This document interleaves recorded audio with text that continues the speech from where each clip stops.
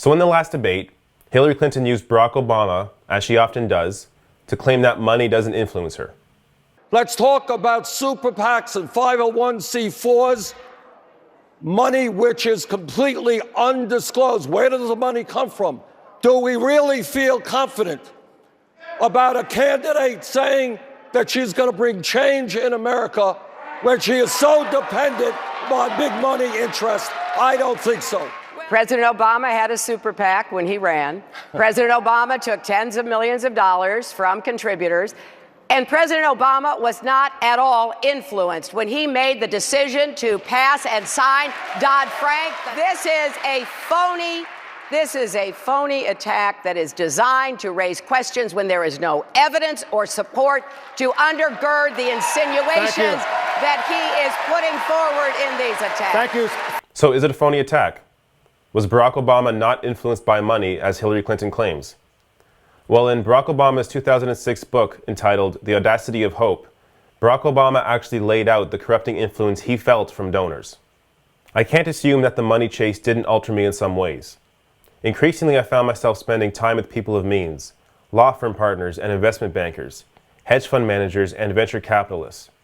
As a rule, they were smart, interesting people, knowledgeable about public policy, liberal in their politics, expecting nothing more than a hearing of their opinions in exchange for their checks.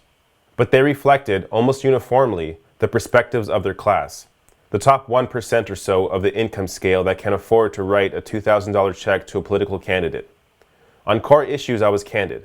I had no problem telling well-heeled supporters that the tax cuts they'd received from George Bush should be reversed. So I actually need to stop right there just to share this little nugget of information that's related to that.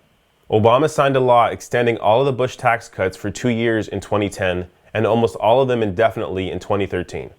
So even he was compromised on an issue that in 2006 he didn't see himself compromising on. But anyways, back to the book.